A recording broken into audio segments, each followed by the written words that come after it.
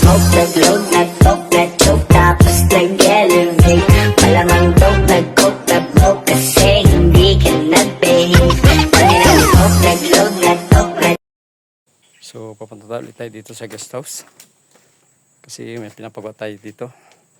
Dito meron din yung gumagawa. Andito yung isa nating nagre-repair siya ng mga baluster. So ito mga naka-schedule natin. Bakod, ayun, giba na. So papalitan yan. Sa ngayon ang dami pa natin ginagawa. Gumagawa pa kami doon sa kabila sa bamboo shade. Tapos bibisitahin natin dito yung, so ito, yung mga baluster na to. Sa taas tapos na na wood stain na. So yung wood stain. Bibisitahin natin dito kasi meron ditong ito. Ito. Yung wind protector dito. Yung katulad nito. Blinds. So yun dito pala natanggal. Ito pala na-report sa atin ng mga housekeeping natanggal siya. Kasi yung mga hook na putol. So ito. So, pati mga baluster nito. Re-reference so sabay na lang to. So yung isang gumagawa doon na tao nagpapabricate. Ipapalitan na lang to. Pagka kailangan mapalitan yung hook. Ang putol na. Wala pa rin tayong guest. Tuloy-tuloy pa rin tayo sa pag-repair.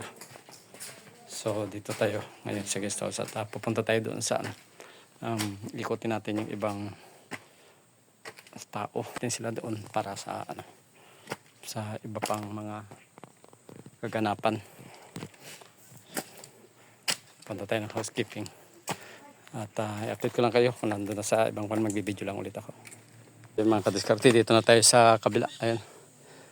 Dito, may pinagawa din tayo dito. Tingnan natin dito yung pinagawa natin na na screen. Pinalagyan natin ng screen yung bintana dito kasi nag-request si boss. Ito yung kanilang residence house. Residence house. Ito yung kanilang residence house. Pakita ko sa inyo. May may karatula. Ayan o.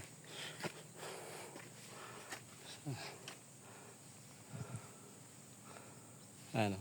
Private residence only. Private residence. Yan.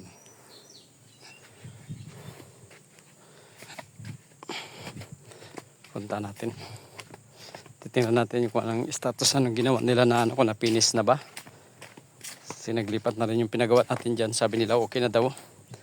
So to make sure, i-check natin para dito tayo sa bahay. So yan.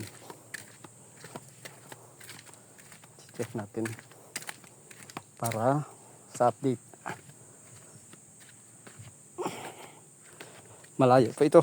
Napakalayo ito. May ikot-ikot ito sa isla na to. At importante yun. Dapat ma-check natin yung ating mga schedule. At saka ma-update natin ang ating ma-update ang boss sa kanilang mga sa ating ginagawa dito.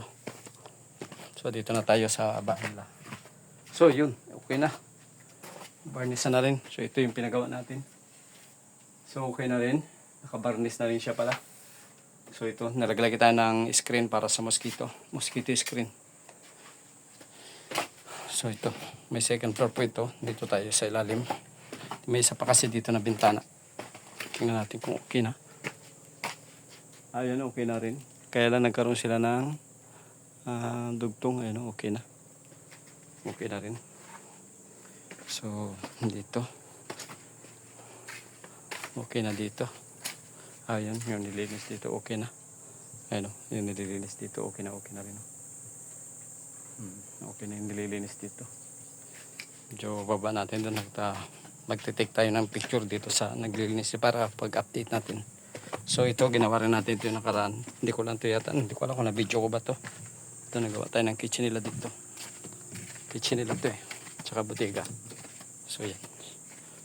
At ma-picture tayo. Doon yung gumagawa. Yan siya sa baba. Kung nakikita nyo. So yun, ma-picture lang tayo dito. So dito na tayo ngayon sa ginagawang bamboo shade dito sa beach. Ayan. Ayan yung bamboo shade. So tinatalian na siya ngayon ang bamboo shade. So dito na ibang mga kawayan. Ito yung bamboo shade. Ayan na, malapit na. Halos yung kalati malapit na sa gitna, tapos to.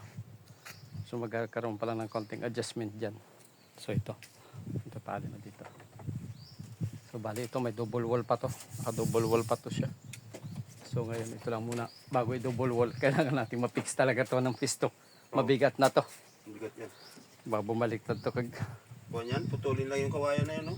Sa buhangin, tapos magbubukay na lang So palibago ito, ng pundasyon. ayan. So tinatali lang yan. So ito test project lang to, kung magkiklik, para kung magkik maglalagay tayo ng iba doon sa dulo.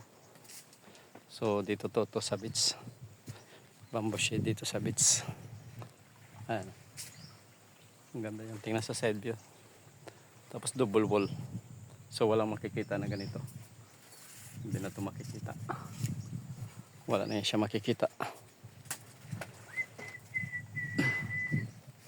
Tapos ang poste riprap to, re-riprap pa ng bato to para matago siya, so hindi na siya makikita dyan, para maganda ang dating.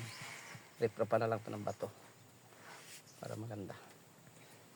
Nakikita natin kasi gusto niya kawayan, kaya lang baka akitin siya ng pukbok. So ito na yung update natin. So yung ibang pang loob natin na kawayan na putol-putol na rin, nakababad na lang sa binabad sa boric acid.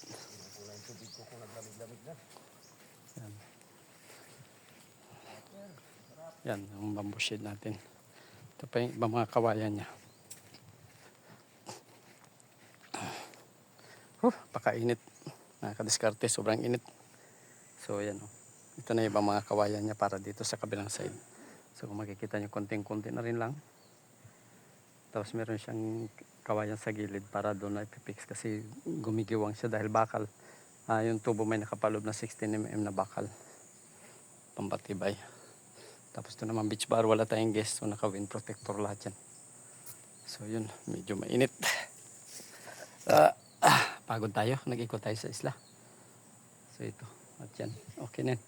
Ito nga, naka-ready na lahat ito. So malalaman na lang ito kung magkukulang. Kasi naputol niya na yung pang-eksaktuhan yung, pero sa tingin ko kakulangin pa siya ng kunti. So wala namang problema kung kulangin dahil meron pa tayong mga kawayan doon na naiiwan. Ang ano lang yan is kailangan namin mababad sa boric acid. So binababad natin sa boric acid para doon sa kanyang bamboo treatment. Yung mga unang ano lang namin yan sa dagat, binababad lang namin sa dagat. So nagtatry kami kung boric acid. Actually sa dagat tibay din siya, hindi siya binubukbok. So itatry namin itong boric acid kung gaano siya katibay pagdating sa mga insekto. So nag-search tayo sa Google na okay din siyang gamitin boric acid. So itatry natin kung tatagal ba siya dyan. Anyway, ano yan kahit nakaganyan, babarnisan pa natin yan.